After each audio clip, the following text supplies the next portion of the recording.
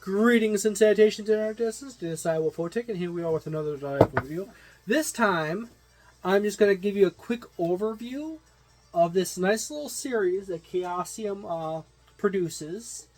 They don't produce a whole lot of these because it's largely, they exist for two reasons. A, if you want to ever play Call of Cthulhu and you don't have a game master or you don't have players and you just want to play a quick game of it yourself. That's one of them. And the other is to hand it to people who want to learn how to play Call of Cthulhu, but don't have are concerned that the system is way too lethal, and their character is going to die first thing, so they need to get comfortable with it. First and foremost, you'll see in the thumbnail there's actually 4 books. I'm holding 3. The red book actually comes in the starter set for Call of Cthulhu 7th edition. There is also a standalone version of it that is sold separately. You can still order it off of various websites. However, the best option is to get it through the starter set. So here we go is Alone Against the Dark, Alone Against the Frost, and Alone Against the Tide. And then in the starter set is Alone Against the Flames. Each one of these books varies a little bit in length. The standard price for these books is typically $15. However, the middle one, Alone Against the Flames, is a bit bigger, and it comes in at $20. Okay. So how do you want to get into Call of Cthulhu? First and foremost, you buy the starter set. In the starter set, it comes with some dice, and it comes with Alone Against the Flames. You can play through Alone Against the Flames and be perfectly fine. And then if you want to play some more Call of Cthulhu by yourself, like you're alone, you can break out Alone Against the Dark, you can get Alone Against the Dark, Alone Against the Frost, and Alone Against the Tide. At the very beginning of the book, there is a simple they're all soft covers, by the way. There's the credits, the introduction, a little blurb on starting the game, and so forth. It gives you a nice little forward and getting started instructions on how to play the game. This covers the basics. The order of the characters that you are going to play through the adventure. In the very back of the book, there are standard Call of Cthulhu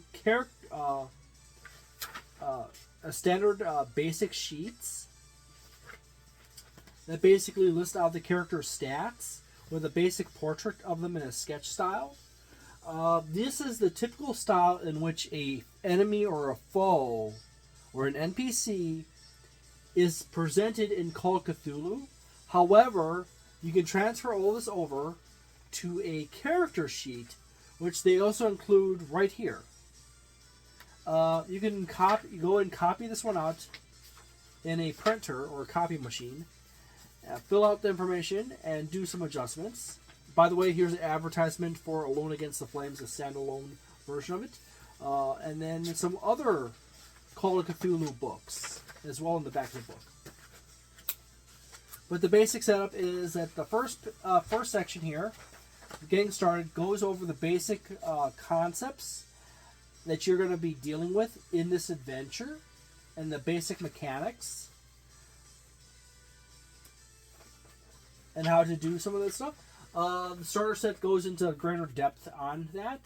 And then it goes from here. And as you can see, there's big numbers here in this front when you are to start with a character. Right inside the getting started section, it lists, as I said before here, the order of play for investigators. So you're going to start with Professor Grunewald, entry 13, page 11. So when you start, you get yourself Professor Grunewald out of the back of the book. get a character sheet and print it up, copy it up, and then you start with entry 13. And then you read it through entry 13, you do your dice rolls or make your choices, and it will tell you, depending on your choices, to go from this way or that way in the book. You have a very short entry 13 goes on for a little bit here, and you have various options that come up in the entry as you're going along. And you go through the book, and boop, boop, boop, boop. There you go. It's a simple choose-your-own-adventure. However, unlike a typical choose-your-own-adventure, there's some dice rolling and there's some decision-making. And depending on which way you go on your decisions and your dice rolls, you continue on, you go down one path or the other, and you meet a grisly fate every so often. Same thing applies to all the other books. By the way, there's a version of this book called Alone Against the Wendigo. It's from older editions of Call of Cthulhu, 6th edition and earlier. They changed the name of the book adventure from Against the Wendigo to Against the Frost because a few people pointed out that it might be offensive to Native Americans for using Wendigo. In truth, in reality, like 99% of Native Americans don't care that you're using Wendigo. Wendigo is a horrifyingly terrifying spirit / monster in Northeastern American culture. And you should most definitely be terrified of that monstrosity if you ever come across it. There's also a disorder called Wendigoism. Basically, it causes people to become compulsively cannibalistic. Please note that I am part Native American myself. Keep that in mind. So, before you say anything, there you go. There's a nice little table of contents. Unlike this book, which doesn't have a table of contents, you have a nice little table of contents with introduction, forward, getting started, Alone Against the Frost, afterwards, and investigator sheets. You have, by the way, this image of the Wendigo is actually more historically accurate for the Wendigo than due to the account of a Wendigo than it is for most people.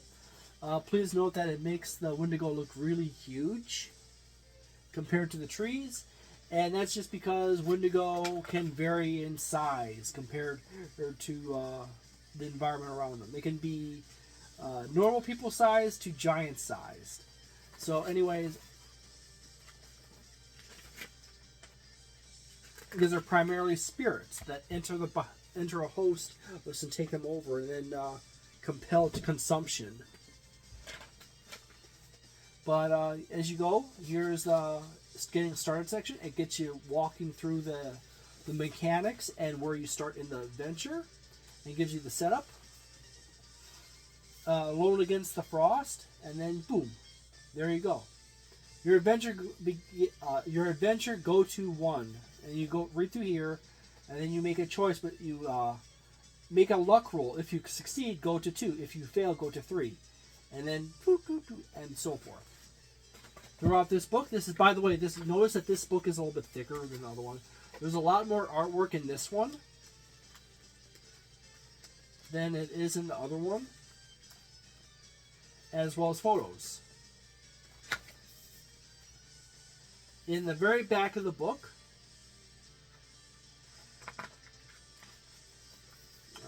page back this way, there is a there's a standard character sheet in which you can copy and print out. And you have enough character sheets for multiple characters here. Unlike this one, which you had to like print out copy and then rewrite everything into the duplicates. This actually has all the characters already pre-done in here, which is actually kind of nice.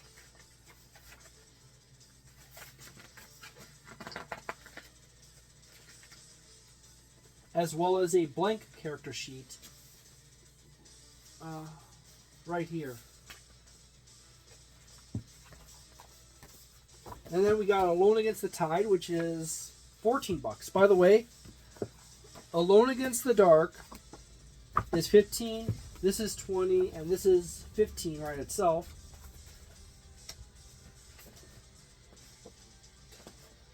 Yet again, table of contents, introduction, getting started, which walks you through the basic mechanics and stuff that you're going to be dealing with in the adventure. And then it starts you out right into Alone Against the Tide, in the start area. There's not as many photos in this one as it was in the Alone Against the Frost. But still, yet standard yet again, and choose your adventure with some choices and dice rolls, as well as characters on their own individual sheets, as well as a blank sheet if you want to make a character for it, with a nice little section in the back for the various individuals at Chaosium. So there we go. I personally, by the way, I'm just going to show you. In the starter set, that red book you see in the thumbnail is this one right here. This is the older version of the Call of Cthulhu 7th edition starter set. There is a newer version out, which contains basically everything that's in this one. As I said before, Alone Against the Flame also comes in its own standalone book like these. As I said before, the function of these books are if you want to play Call of Cthulhu by yourself, you got these books. If you want to hand these, if you are nervous about playing Call of Cthulhu and you want to actually play through Call of Cthulhu and get a feel for it, you got these books to get your foot in the door and a taste of Call of Cthulhu before your game master forces you into it during a Halloween in one shot or something. But anyways, there you go. I would say these are most definitely sitting in that 4+ star range. They're very nice. However, I've yet to talk with numerous other people personally about what they think of them. So I'm going to leave it there. I hope you have a delightful day, a nice night, a wonderful week. Oh, by the way, I do recommend buying them. And have a delightful day, a nice night, a wonderful weekend, a magnificent month, and see you next time. Ciao.